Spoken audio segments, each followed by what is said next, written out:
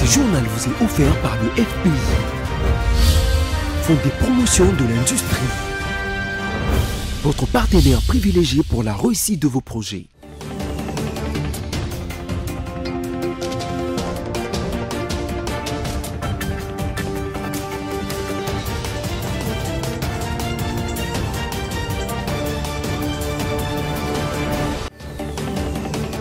Vous êtes à Kinshasa et ses environs. Bienvenue à cette nouvelle session d'information sur votre chaîne. Madame, Monsieur, voici les titres qui font la une de l'actualité de ce vendredi.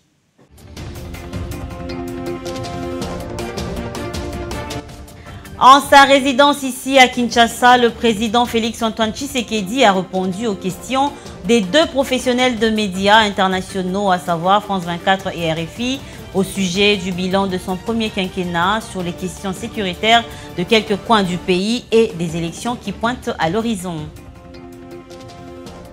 Les accréditations pour les scrutins du 20 décembre 2023 sont déjà disponibles.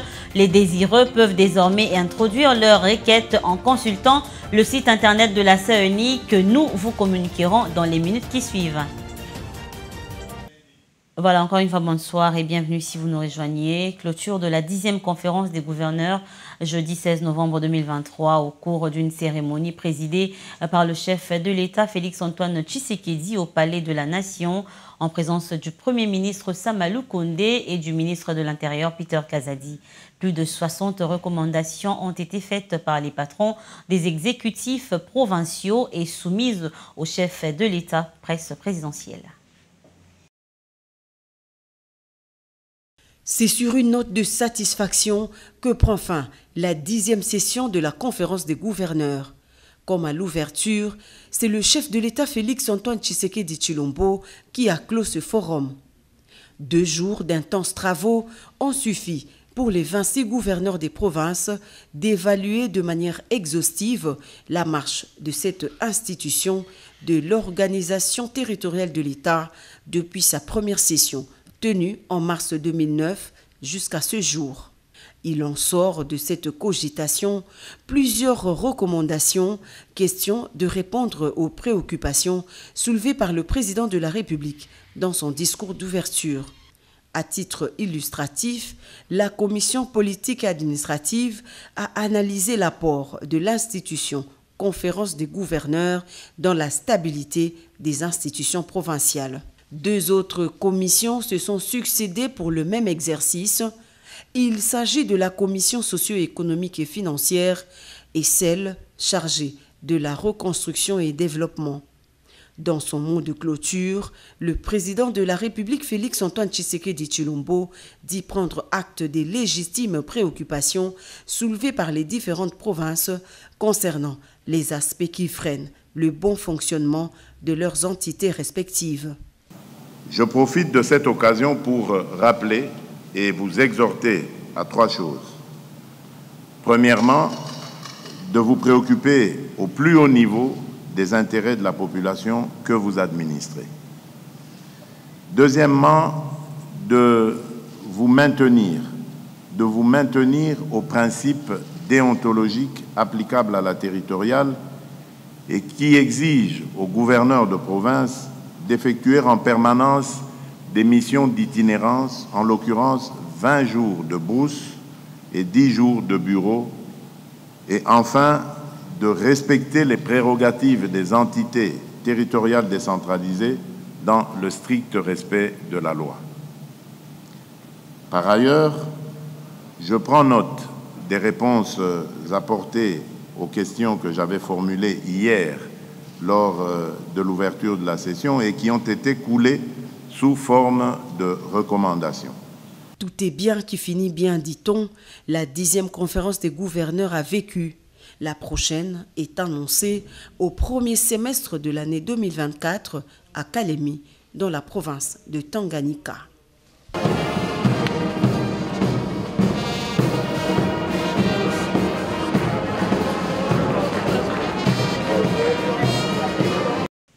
Je vous le disais en titre que le président candidat de la RDC, Félix Tshisekedi, a accordé une interview exclusive à 2 organes de presse internationaux, à savoir France 24 et la Radio France Internationale, au cours desquels il a affirmé que les financements pour la tenue de ces élections seront assurés et que les délais seront respectés. Il se dit confiant, estimant que son bilan parle pour lui et se refuse à commenter les discussions en cours au sein de l'opposition. On l'écoute. À ce stade, nous, le gouvernement, nous n'avons encore reçu aucune indication selon laquelle il n'y aurait pas d'élection. Donc tout porte à croire que ça va se passer le 20. Et j'en veux pour preuve encore sa dernière déclaration, lorsque tous les candidats ont répondu à l'invitation de la CENI pour signer le code de bonne conduite et faire les derniers réglages, on va dire, pour ces élections. Donc, jusque-là, il n'y a pas de problème. Maintenant, ce qui reste à faire, évidemment, les 300 millions, il ne faut pas penser qu'ils viendront du coup. Donc, c'est étalé jusqu'à la période électorale. Et en ce moment, ce que je sais, c'est que le gouvernement est attelé à des discussions, en tout cas avec la CENI, pour trouver les voies et moyens d'y parvenir. Mais il n'y a pas d'inquiétude de ce côté-là, nous trouvons la solution. Je reste serein, modeste. Moi, ce qui se passe à l'opposition n'est pas mon problème. Nous vivons dans un pays où il y a une vitalité démocratique certaine, et tant mieux, j'allais dire, pour la démocratie. Ceux qui le font dans l'opposition, c'est leur problème. Mais vous vous sentez le favori? Bien sûr, sinon je n'aurais pas demandé à rempiler. Je crois que j'ai fait du bon travail. C'est vrai que beaucoup de choses restent encore à faire, mais le Congo revient de loin, ça il faut le reconnaître. Tous ceux qui viennent aujourd'hui, après 5 ans de ma présidence, presque 5 ans, me le disent très clairement, les choses ont vraiment évolué dans le bon sens. Et même les paramètres en international le prouvent. Je fais ici allusion, par exemple, aux agences de notification qui nous ont maintenant attribué la note de triple B, par exemple. Donc c'est pour vous dire que les choses évoluent dans le bon sens. C'était un extrait choisi par Roger Matadi. Alors, pendant ce temps, le rapporteur de la centrale électorale, Patricia Nseya, a participé au déroulement des opérations de vote du premier tour de la présidentielle au Madagascar, le jeudi 16 novembre 2023, où elle a assisté et vu comment les choses sont préparées dans l'un des bureaux des votes au Madagascar. Regardez. C'est dans l'objectif d'observer et d'échanger les expériences que le rapporteur de la Commission électorale nationale indépendante CENI, Patricia Nseya, s'est rendu au Madagascar pour participer au déroulement des opérations de vote du premier tour de la présidence dans ces pays. Après avoir personnellement visité l'un des bureaux de vote pour palper du doigt la réalité au bureau de vote, Patricia Nseya a tout juste après rejoint les autres délégations de mission d'observation internationale au siège de la CENI Madagascar où ils ont eu un briefing avec le président de l'organisation de gestion des élections. Les dirigeants de la CENI malgache ont salué les avancées enregistrées dans les domaines électoraux au Congo-Kinshasa avec une logistique très complexe. Ça, face aux explications du rapporteur de la CENI, Patricia Nseya. Restons à la CENI, mais cette fois-ci, c'est pour une information en bref et en images. La Commission électorale nationale indépendante CENI porte à la connaissance des partis et regroupements politiques, aux candidats indépendants, aux journalistes, aux missions d'observation électorale, ainsi qu'aux journalistes désireux d'obtenir une accréditation pour les scrutins combinés du 20 décembre 2023, qu'ils peuvent désormais introduire leurs requêtes en consultant le site internet de la CENI, www.ceni.org. www.ceni.cd et puis le lien https://accréditation-ceni.com/login. Les requérants devraient au préalable se faire enregistrer avant de procéder au téléchargement des formulaires de demande d'accréditation et aux autres formalités d'usage. Le guide des procédures d'identification et d'accréditation des témoins, observateurs et journalistes est disponible sur la même plateforme. Fait à Kinshasa le 16 novembre 2023, Paul Muhindo, rapporteur adjoint. Tout à fait autre chose à présent, le deuxième Bonanza, un temps de plénière d'échange d'expériences de l'Académie du Bon Sens a vécu ce vendredi 17 novembre à Kinshasa. Pour ce second moment de réflexion sur le devenir du Congo, ce centre de réflexion a tablé sur le thème élection, démocratie et développement, un thème par lequel il a été question de dégager les points de cause à effet entre les élections et le développement, autrement dit, comment les élections peuvent introduire le développement d'un pays. 4 grandes réflexions ont été proposées à l'auditoire par d'éminentes personnalités du monde scientifique et des institutions. Le professeur Kiango Sindani a ouvert le bal en dissertant sur les leçons qu'il faut tirer de l'histoire des processus électoraux en RDC depuis 1957 à nos jours. Il a été suivi à partir des États-Unis d'Amérique par Prince Moubake qui a planché sur comment saisir et aborder la complexité d'un mandat électoral. Venant à sa suite, le professeur Jean-Chrétien Ekambo a évalué les bilans et perspectives de l'accompagnement médiatique des processus électoraux sur la période de 1957 à 2003.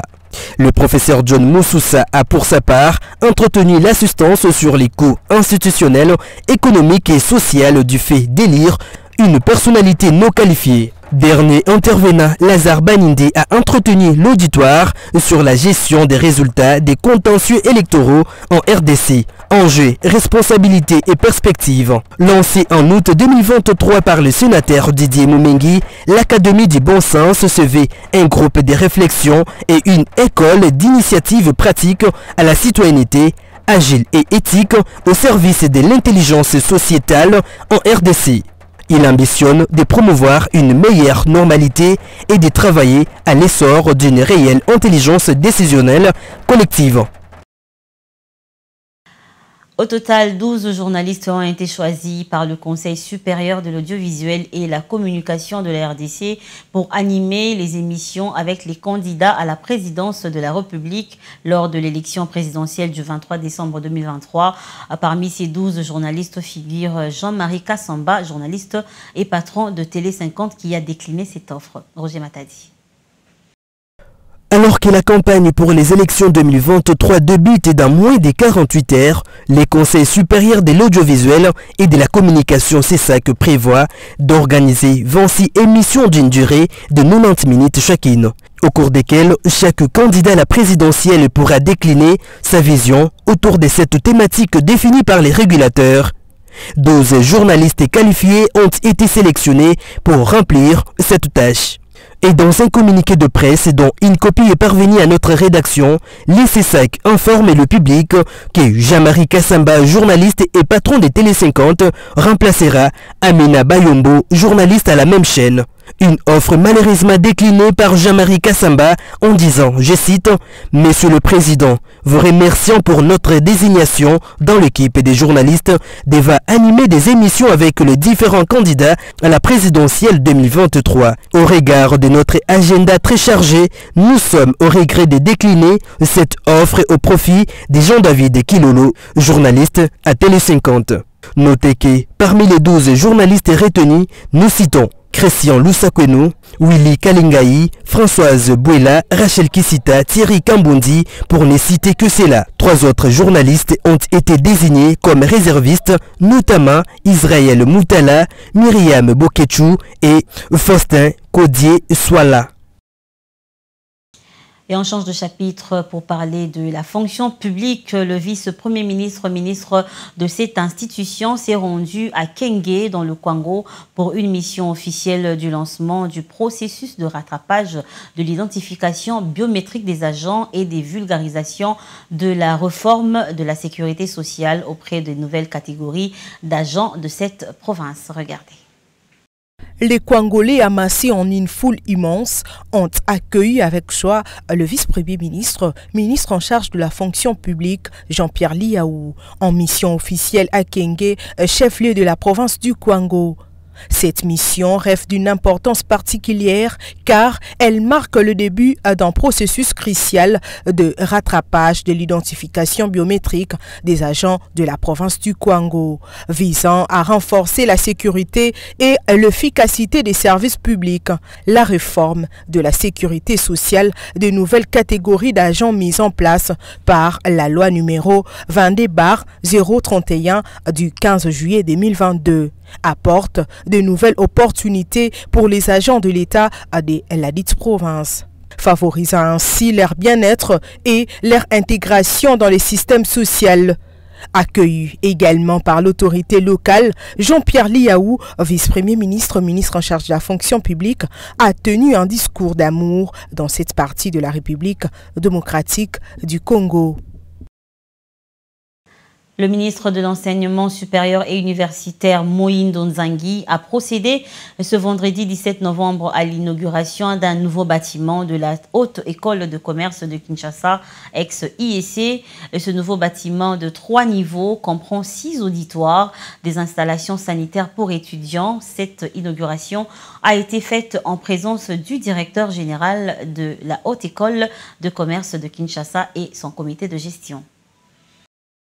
5 jours après le dévoilement de la nouvelle appellation de l'IEC à la Haute École de Commerce de Kinshasa, un nouveau bâtiment de 3 niveaux réfectionnés est inauguré. C'est jeudi 17 novembre par le ministre de l'Enseignement supérieur et universitaire Moïndo Nzangi.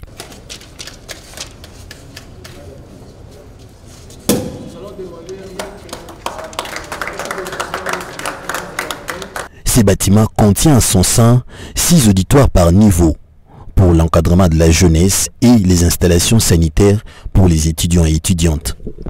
Devant le ministre de l'ESU, du membre du comité de gestion, les corps académiques, les corps scientifiques et les étudiants, le directeur général de la Haute École de Commerce de Kinshasa, Edson Yosamba, a salué les réformes académiques et les améliorations que fait le comité de gestion qu'il dirige il y a de cela 176 jours. Notre comité de gestion, que je voudrais féliciter de tout mon cœur, en plus des réformes académiques, administratives et financières, a fédéré toutes les forces de la communauté pour améliorer les infrastructures à travers les actions concrètes suivantes. La construction des allées de circulation de tous les campus, la reconstruction du circuit de drainage des eaux du campus, le rafraîchissement en peinture des bâtiments, l'équipement des auditoires de vidéoprojecteurs, la création d'un espace récréatif en jardin attrayant et respectueux de l'environnement, le placement de tous les sites sous vidéosurveillance, la construction d'un espace d'initiation à l'entrepreneuriat en vue de professionnaliser les enseignements. Prenant la parole, le ministre de l'Enseignement supérieur et universitaire Moïndo Nzangi a rendu un vibrant hommage au comité de gestion Edson Yosamba pour les travaux abattus jusque-là. Nous avons fait, en tant que ministre de l'IEC, une école modèle. Je crois qu'à 3 mois, vous voyez les résultats. Le résultat est d'autant plus satisfaisant que dans tous les domaines des infrastructures, les domaines de la modernisation de la gestion, les domaines de la transparence. Je vous ai dit, je crois que la démonstration que nous avons faite là, les ministères, nous sommes au courant de tout ce qu'il y a comme entrée ici. Même les enseignants, les syndicats, ils sont au courant de l'argent qui entre ici. C'est transparent.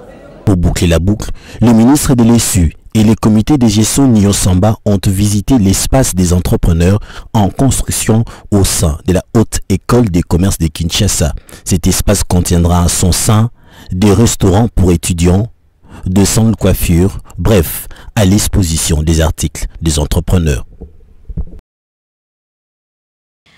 Et on va quitter Kinshasa pour le Tanganyika, où quelques membres du Front commun pour le Congo, FCC, de la fédération de ce coin de la capitale, conduit par son coordonnateur provincial Ali Bin Omari, ont réitéré leur engagement à leur famille politique et à son autorité morale, le sénateur Joseph Kabila Kabange. Par la même occasion, ils insistent sur le fait qu'ils ne sont pas concernés par le processus électoral en cours.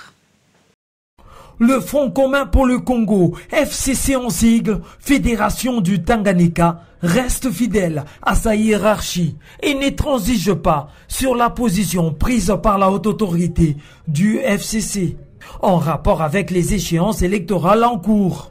Les représentants au Tanganyika des partis politiques, membres de la plateforme politique chère à Joseph Kabila Kabange, s'affichent clairement et fièrement d'être kabylistes aguerris.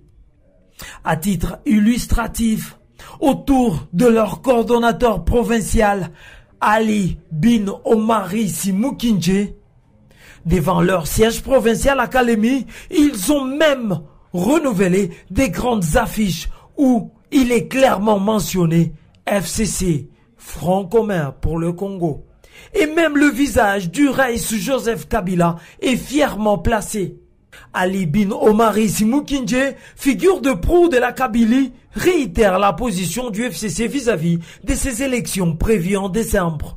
Nous ne sommes pas concernés par ce processus électoral, vous le savez très bien, parce que le FCC a exigé, il y a des préalables pour aller aux élections.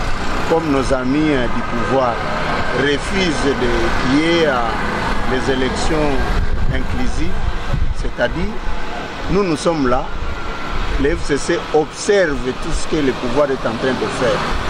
Sinon, le reste, l'avenir va nous départager.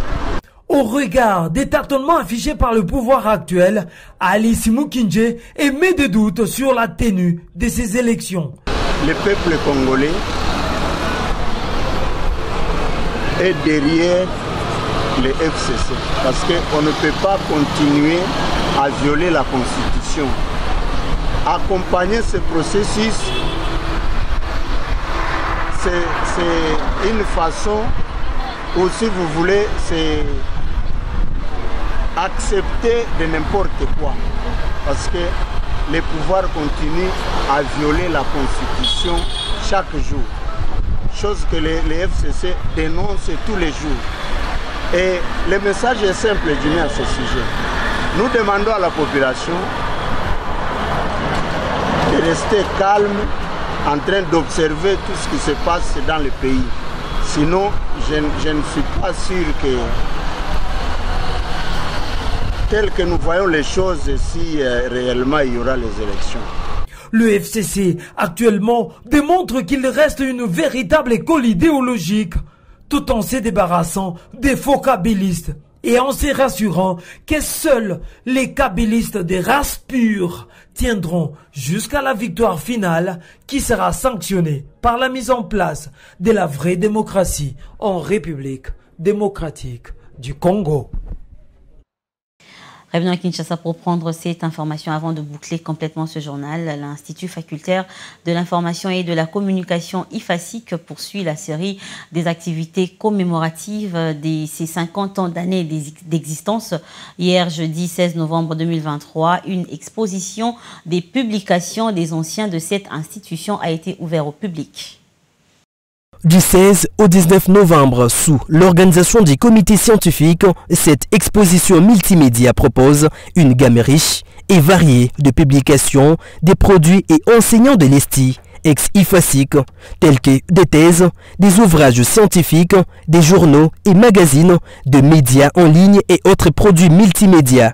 Une exposition des photographies anciennes conduit aussi le visiteur à travers l'histoire de cette institution d'enseignement, du journalisme et d'autres métiers de la communication.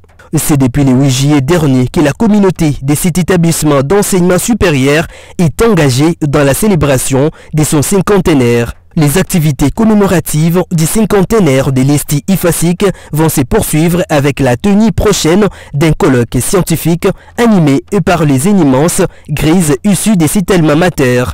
Et pour rappel, l'Institut aujourd'hui IFASIC a été créé le 28 mai 1973 par le professeur Malembe Tamadiak, aujourd'hui appelé affectueusement le patriarche. Les produits de cette institution peuvent être retrouvés dans tous les secteurs de la vie socio-économique nationale et à tous les niveaux institutionnels, nationaux et internationaux. Voilà, ce journal est terminé, mais pour vous qui venez à peine de vous joindre à nous, voici l'essentiel à retenir.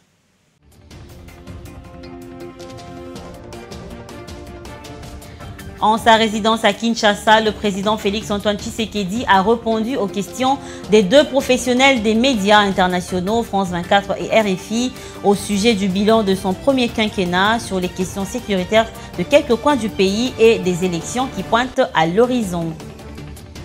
Nous l'avons dit dans ce journal que les accréditations pour les scrutins du décembre 2023 sont déjà disponibles. Les désireux peuvent désormais introduire leurs requêtes en consultant le site internet de la CENI que nous vous avions communiqué. Voilà, ce journal est complètement terminé. Madame, monsieur, merci à vous de l'avoir suivi. Merci de votre fidélité. Restez branchés au programme de BC Télévision. Quant à nous, on se retrouve la semaine prochaine avec le même plaisir. Mais d'ici là, portez-vous très très bien. Bon week-end chez vous.